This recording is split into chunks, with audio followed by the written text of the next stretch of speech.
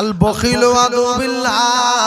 ও জ্ঞানী ভাইরা, ও চমকা বংশের লোকেরা যারা বখিলের বংশ, ও কলিজার টুকরা ভাইরা আমার, আল্লাহর নবী বলেছে রমজান মাসে যদি কেউ আমার কোন উম্মাতানি একটা রোজাদারের ইফতারি করায়, আপেল হোক আর আঙ্গুর হোক, লেবু হোক আর কলা হোক, ছোলা হোক আর শসা হোক, শরবত হোক আর যাই হোক, আমি নবী জানিয়ে দিলাম সে 70টা রোজা রাখতে বালা 70টা রোজা সওয়াব পেল।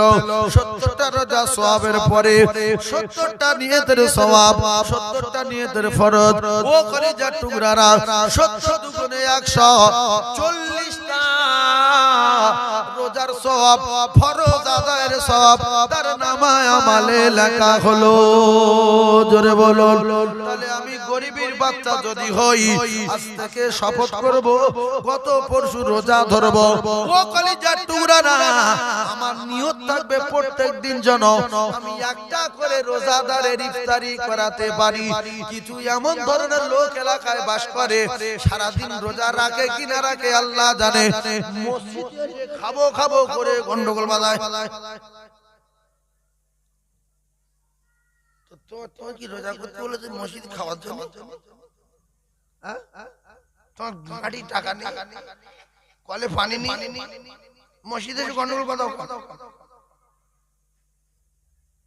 আচ্ছা, আপনারা যারা এই ওয়াজ শুনছেন, রোজা তো রাখবেন ইনশাআল্লাহ। এই সারাদিন যে রোজা রাখি কষ্ট হয় না? হয় না? কথা জোরে বল। কষ্ট হয় তো? তাই কষ্ট হয় যখন 3:30টার সময় কেউ যদি বলে আপেলটা খেয়ে নেবেন, ভালো করে আমার ওয়াজ বুঝবেন। কেউ যদি বলে আপেল খাবেন, কোথায় বর্ধমানের লেংচালি আসছি শক্তিগড় থেকে, এই গোটা পাঁচটা খা, এখন তোর মাগরিবের আজান 20 মিনিট বাকি, 20 মিনিট আগে খেয়ে খাবেন। যদি বলেন খাবো না, খাওয়াটা সুন্নত না মুস্তাহাব হবে? হারাম হবে। ভালো করে বোঝেন ভাবিরা, খালারা, আপনারা বুঝে যান। তাহলে ওই খাওয়াটা যদি হারাম হয়, কলিজার টুকরা ভাই বোঝার চেষ্টা করুন। বর্তমান 100 ভিতরে 80টা 90টা লোকের খাওয়া দাওয়া খারাপ। তারা মসজিদে ইফতার নিয়ে আসে, আনে না? তাহলে আমাদের প্রত্যেকের যদি নিয়ত থাকে, কলিজার টুকরা ভাইয়েরা, প্রত্যেকের যদি নিয়ত থাকে যে আমি আমার মাল দিয়ে আমি ইফতারি করব, বাদি অন্য লোকের মাল মসজিদে গিয়ে খাবো, তাহলে নিশ্চিত করে আপনি বুঝতে পারলেন যে আমার রোজা বড় কষ্টের রোজা। আমার কাছে একটা খেজুর ছিল, আমার কাছে একটা দুটো ছোলা ছিল, আমার কাছে একটা সবেদা ছিল, আমার কাছে একটুখানি শসা ছিল, আমার কাছে একটুখানি কলা ছিল, হাফ কলা ছিল। ওইটা যখন মসজিদে গেলেন, কিংবা যদি একেবারে ভিখিরির বংশ হও, ভিক না করলে যদি খাওয়া না হয়, তাহলে আপনার বাড়ির আশপাশে কল থেকে একটু পানি বোতলে করে নিয়ে মসজিদে এসে, আর যখন বলবে আল্লাহুম্মা ইয়া ওয়াসিল ফাজলি ফিরলি, বলতে বলতে যখন বলবে আল্লাহুম্মা সামতুলাকা ওয়া তাওয়াক্কালতু আলা রিজকিকা ওয়া আফতারতু বিরহমাতিকা ইয়া আরহামার রাহিমিন, এই যখন দোয়া বলে দেবে, আপনি তখন কি করবেন? সঙ্গে সঙ্গে নিজের কষ্টের পানিটা খেয়ে নেবেন। নিলে আপনার রোজা থাকলো না ভেঙে গেল? ভেঙে গেছে। এইবারে কে কি করে, বন্ধন করে, কে সুদ খায়, কে কি খায়, আমার দেখার দরকার নেই। এইবারে আমার তো রোজা ভেঙে গেছে, আমার সলিড রোজা, আমি লাইন ক্লিয়ার করে ফেলেছি। এইবারে যে যা এনেছে খেয়ে যাব, আল্লাহর হস্তে জানিয়ে দেই। তাহলে ওরা যদি হালাল মাল দিয়ে ইফতারি দেয়, ওরাও একটা রোজাদারের ইফতারি করানোর বিনিময় 140টা করে ফরজ আদায়ের সওয়াব ওদের নামায় আমালে লেখা হবে। আর যদি বিপদজনক মাল দেয়, আল্লাহ তার বদলা আল্লাহ পাক ময়দানে মাশরে দেবে। তাহলে আপনি যে সারা দিন রোজা রেখে আর এখানে এসে মসজিদে যে গুজগুজ করছেন, আজকের কার ইফতার, অমুক লোকের, না ও ইফতার দিল কেন, আজকের কার, অমুক লোকের, ওর বাড়ির খাওয়া দাওয়া ঠিক নেই, তোর এত বুড়ি কে বলে? তোর কি বুড়ি করার ব্যায়াম আছে? ওর মাল খারাপ, তুই এখানে কেন খেতি? তুই মাল আনি কেন বাড়িতে? এই কথা ঠিক না? ওর মাল খারাপ, তা তুমি খালি হাতে কেন? কলের পানি এনে তো খেতে পারো। সেই জন্য চোবরা না করে চেষ্টা করবেন সব সময় নিজের মেহনত করা টাকা দিয়ে নিজের রোজাটা ভাঙার চেষ্টা করবেন। রোজা করতে কষ্ট হয় না? হয় না? তাহলে আপনি যদি মসজিদে দিয়ে যে একজন 2 কেজি ছোলা দিয়েছে, 2 কিলো চিনি দিয়েছে, আপনার কাছে এত করে ছোলা আছে, এত করে মুড়ি আছে, 2টো আপেল আছে, আলহামদুলিল্লাহ, আপনি নিয়ে সামনে রেখেছেন, সাইডের লোকের ভাই দেয় 2টো নেন, 2টো আপেল নেন, এই 2টো খেজুর নেন, আল্লাহ ভালো করে, এই 2টো ছোলা নাও, সিদ্ধ ছোলা খুব ভালো, প্ল্যান করে আসলে আপনি আর লোকের খাওয়াবেন। আপনি যদি আপনার মালে 4টে লোকের ইফতারি করাতে পারেন, তাহলে আপনার ওখানে কত কত শত ফরজ আদায় সওয়াব, রোজা সওয়াব আপনার নামায় আমলে লেখা হচ্ছে। তা না করে আপনি খালি হাতে মসজিদে এসে আজকে আর ইফতার না, ওর গিন্নি বন্ধন করে, ওর ইফতার দিল কেন? মানে মসজিদে যে ফটাফটি করতে, কথা ঠিক বলুন না ভুল? এইবারে প্রত্যেকটা মানুষ জানবেন, সে যখন ইফতারি দেয়, বিশ্বাস করুন আমি দিল থেকে বলছি, সে চেষ্টা করে যে আমার মেহনতের মাল, আমার কষ্টের মাল দিয়ে আমি মসজিদ ইফতারি দেব, আমার এই ইফতারিটা যেন অন্য কোনো টাকা না হয়। সে যদিও বিয়ারা কাজ করে, এই ইফতারির সময় বিশেষ করে সে জিন্দেগি কোনোদিন হারাম টাকার ইফতারি দেবে না, সে যদি পাগল না হয়। কথা ঠিক বলো না ভুল বলো? তাহলে তার মাল ভালো আর আমার রোজাটা সন্দেহ থাকলো না। তাহলে যদি 50টা লোক আসে মসজিদে, 50 জনের হাতে, প্রত্যেকের হাতে যদি 200-250 করে খাবার থাকে, এরা 50 জন খেলো, ফের এদের মাল খেলো, ফের ও মালটা খেলো, সন্ধ্যাবেলা খেয়ে ঢোল হয়ে গেল। আর না তো কারোর হাতে কিচ্ছু নেই, 2 কেজি ছোলা, 2 কেজি চিনি খাচ্ছে আর বলছে আরে আজকার ইফতারে এই করে মাল দিল, ও তো বড় বকিল, ওর কে ইফতার দিতে বলেছিল? তুমি পরের ফাউমাল খাওয়ার জন্য রোজা রেখেছো নাকি? ও দেশে তাই শকর আদায়। এই আলোচনা মসজিদে হয় না? শুধু ছোলা দিল, আপেল ফাপেলের কপালে জোটেনি, ওর ইফতার কে দিতে বলেছে? শুধু ছোলা।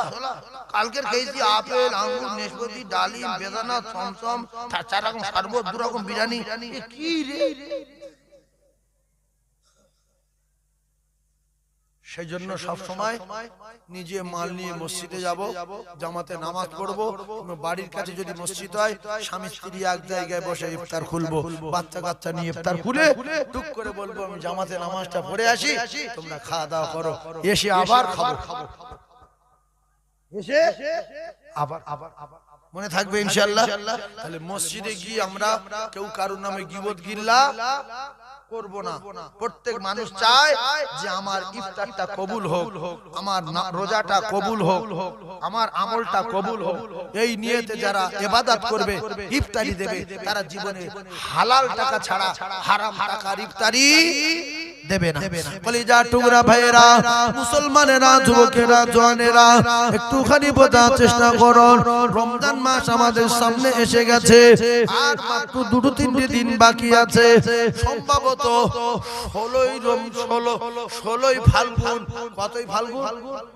16ই ফাল্গুন সম্ভবত ওই দিনে কলিজার টুকরা ভাইরা সন্ধ্যাবেলা তারাবি পড়তে হবে, ওই রাতের বেলা সেহরি খেতে হবে। আল্লাহ রাসূল দিন বাদ দিন দুনিয়ার বাদশা জানালেন, মান আফতারা ফি সাইমান কানা মাগফিরাতাল লিযুনুবি ওয়া ইতকুম মিনান নার। আমি রাসূলুল্লাহ জানিয়ে দিলাম, কোন রোজাদারের যদি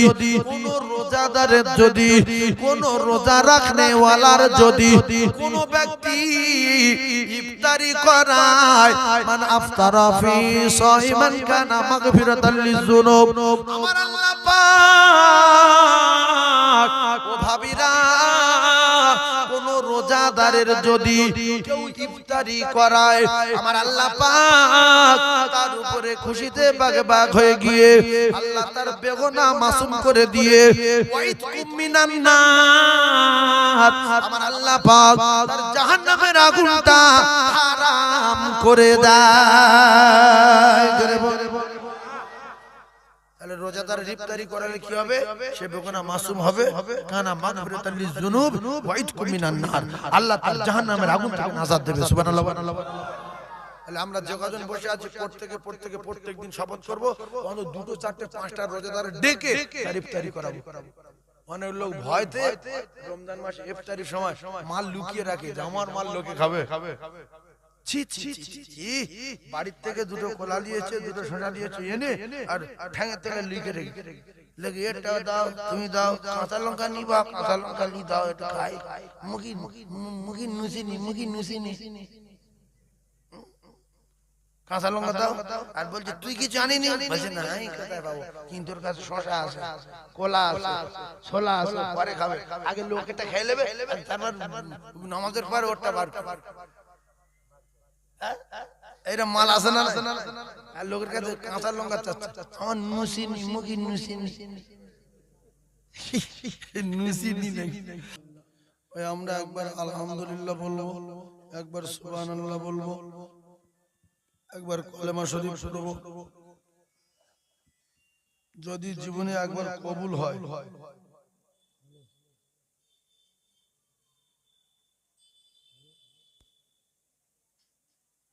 তাহলে আমাদের লাইন ক্লিয়ার হয়ে যাবে। শুধু একবার কবুল হওয়ার ব্যাপার। তাহলে আমরা যেটা বলবো, যেটা করব, নিয়ত থাকবে যেটা যেন বেকার না হয়ে যায়। যে আল্লাহ আমার সুবহানাল্লাহটা যেন কবুল হয়, আমার আলহামদুলিল্লাহটা যেন কবুল হয়, আমার আল্লাহু আকবারটা যেন কবুল হয়, আমার নামাজটা যেন কবুল হয়, আমার দরুদটা যেন কবুল হয়। জীবনে কবুলিয়াতের নিয়তে যদি একটা আমল আল্লাহর দরবারে কবুল হয় তো লাইন ক্লিয়ার।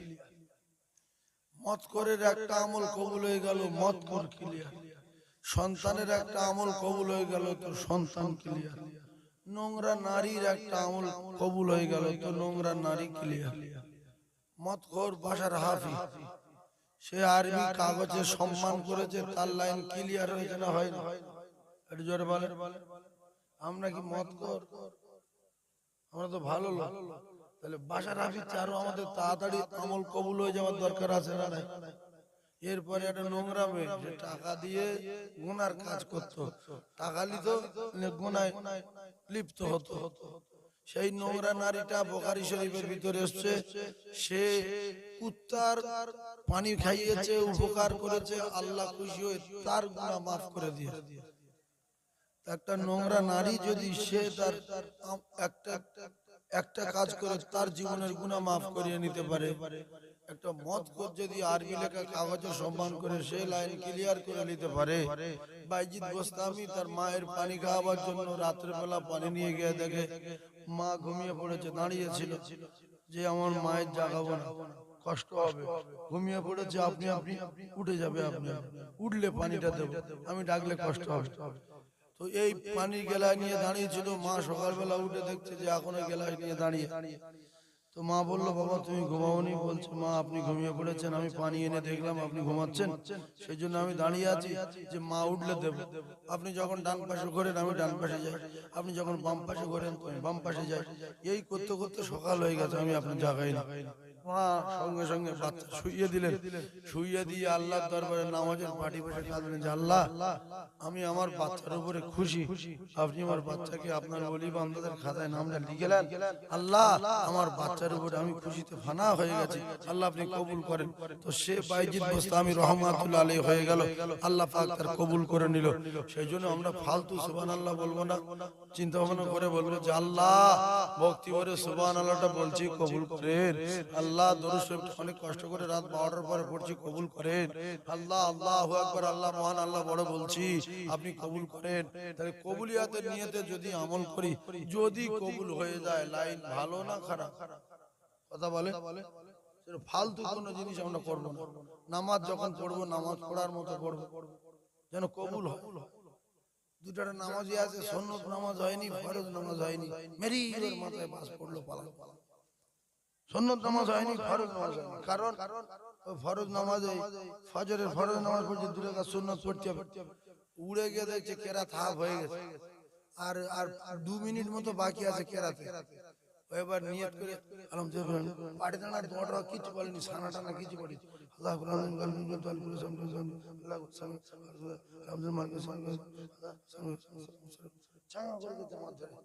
জামা ধরেও কিছু বলে, তোমার কি এত বাড়বি দিকে, তোমার কি হয়েছে? কে তোমার 30 মিনিট জামাত ধরি বলে? এরকম ঘটনা ঘটনা ঘটনা এদিকে সুন্নত হলো না, ওদিকে জামাত দেয় তারও কিছু বলেন, উড়ে গেছে সে তো একুল গেল ওকুল গেল। তাহলে ও কেরাত হয়ে যাক, হয়ে গিয়ে ফেরাক রেখাত হয়ে যাক, আমি সেই জায়গা থেকে আত্মে এত বইটাকে জামাতটা ধরবো। আমার এ দু রাকাত হলো, জামাতেরও সব আমি পেয়ে গেলাম। আজ 2 রাকাত নামাজ জামাত দাঁড়িয়েছে, 1 রাকাত হয়ে গেছে, ফের দ্বিতীয় রাকাতে কেরাত পড়ে, ফের দ্বিতীয় রাকাতে কেরাত হয়ে গেছে, আমি দ্বিতীয় রাকাতও পাইনি। আমি সেই জায়গাতে আত্মে এত বইটাকে গিয়েছি, আমার সুন্নত নামাজটা সহি করে নিয়েছি। এবারে আমি যদি জামাতে ধরি, আমার জামাতে সব হবে না? হবে না? এত লাফালাফি করবো। মাঝে মাঝে মসজিদের ভিতরে এরকম আওয়াজ হয়, যেন পিছনে মারামারি পেয়েছে। সুন্নত পড়ে সালাম ফিরে উড়ে লোক রুকুই রয়েছে, লোক রুকুই চলে গেছে জামাত, ও তখন হ্যাট হয়ে নিয়ত রুকু করে নিয়ত ভাঙলে হবে? এরকম ঘটনা ঘটনা ঘটনা। এই জন্য ভুগড়ুমবাজি করার জায়গা এটাও না, ভুগড়ুমবাজি করার জায়গা মসজিদ না। এখানে ফেরেশতা আছে, ওখানে আল্লাহর ফেরেশতা আছে। প্রত্যেকটা আমল করব কবুলিয়াতের নিয়তে। আল্লাহ যেন আমাদের প্রত্যেকটা আমল কবুল করেন, বলেন আমিন। জোরে বলেন আল্লাহ। আল্লাহ বলেন ফামান ইয়ামাল মিসকালা যাররাতিন খায়রান ইয়ারা ওয়া মান ইয়ামাল মিসকালা যাররাতিন শাররান ইয়ারা। আপনি একটু ভাববেন, আমার আল্লাহ পাক আল্লাহ তাআলা জানিয়েছেন, বান্দা তোর জিন্দেগি একবার সুবহানাল্লাহ বাদ দেব না, তোর জিন্দেগি একবার আল্লাহু আকবার বাদ দেব না, তোর জিন্দেগি একবার নারে তাকবীর বলবি, আল্লাহু আকবার বলবি, কালেমা লা ইলাহা ইল্লাল্লাহ মুহাম্মাদুর রাসূলুল্লাহ পড়বি। আমি আল্লাহ পাক যারা পরিমাণ হলো সেটাও তোর লেখা দেখ। তোর জীবনে একবার উল্টো পাল্টা ফোনে কথা বলবি, তোর জীবনে একবার গুনার কাজ করবি, তোর জীবনে একবার জুয়া খেলবি, তোর জীবনে একবার মদ খাবি, তোর জীবনে একবার নামাজ কাজা করবি, তোর জীবনে একবার রোজা কাজা করবি, আমি আল্লাহ সেটাও লিখে রাখবো। তাহলে একদিকে ভালো, অপর দিকে একদিকে ভালো, অপর দিকে কি ভালোর ভার নাম কি মন্দ। তাহলে যতটুকু ভালো করবেন আল্লাহ বলছে জাররা থেকে জাররা পরিমাণ আমি লিখে রেখেছি, তো দেখাবো। এই জন্য যারা ফোনে কথা বলি, হ্যালো কে জানু, জানু, এই যে জানু বলো তো তোমার বারোটা বেজে গেছে। আল্লাহ বলে ওয়া মান ইয়ামাল মিসকালা যারাতিন শাররান ইয়ারা। তুমি জানু বলছো কার? জানু তো তোমার পুরুষ আছে, দেখা যায় বিয়ে করার পরে অন্য মেয়েদের জানু বলে, হ্যালো তোমার জানু আছে না নাই? এই জানু কি কানু পাবেন? কিংবা আপনার স্বামীর ফোনে কেউ ফোন করেছে, আপনার স্বামী নেই, বারবার করে ঋণ হচ্ছে, আপনি ফোনটা তুলেছেন। নিয়ম হলো, তরিকা হলো, মেয়েরা যখন ফোন তুলবে, ফোন ধরবে, যদি বেটা ছেলের গলা পায় আওয়াজটা যেন কড়া হয়, আওয়াজটা যেন কড়া হয়। হ্যালো দেখছি বেটা ছেলে হ্যালো বলে দুবার, তো মেয়েরা কি বলে? আপনি কে? না আমি আপনার স্বামীর দোস্ত। ঠিক আছে রাখেন, দোস্ত ভালো আছে রাখেন। না আপনি কি বলছেন? আরে রাখেন রাখেন বলে ফোনটা কেটে দিয়ে যাবে। তাহলে ও জানবে কি, জানবে যে ফোন বাগে ধরে নাকি। হ্যালো বলবে ফোন বাগে ধরেছে নাকি, ও শুনে ঘাবড়ে যাবে, দ্বিতীয়বার নল দিয়ে কথা বলার চান্স পাবে।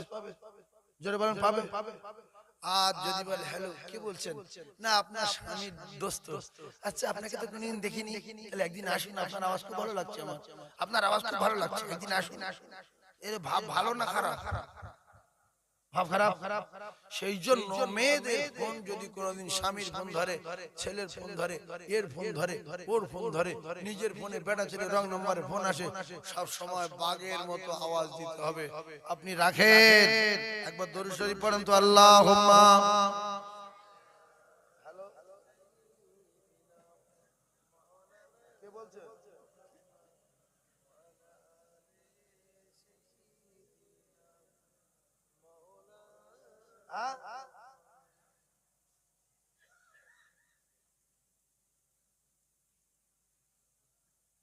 এই ওয়াজের সময় ফোন করে এই সময় ফোন করে আমি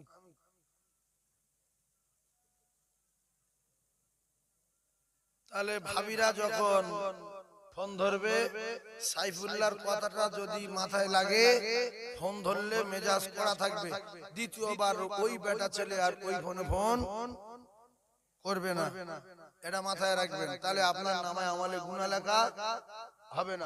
আর যদি নূল দিয়ে অন্যরকম ভাব দেখিয়ে কথা বলেন প্রত্যেক কথায় গুনাহ লেখা হবে, প্রত্যেক কথা কি লেখা হবে? গুনাহ লেখা হবে। ভাইরা আমার বাবাজিরা, আপনি কোন সেন্সে কথা বলেন, কোন নিয়তে কথা বলেন, পৃথিবীর কেউ না জানলো আমার আল্লাহ পাক, আমার পাক জানে বান্দা কোন নিয়তে কথা বলছে, বান্দি কোন নিয়তে কথা বলছে।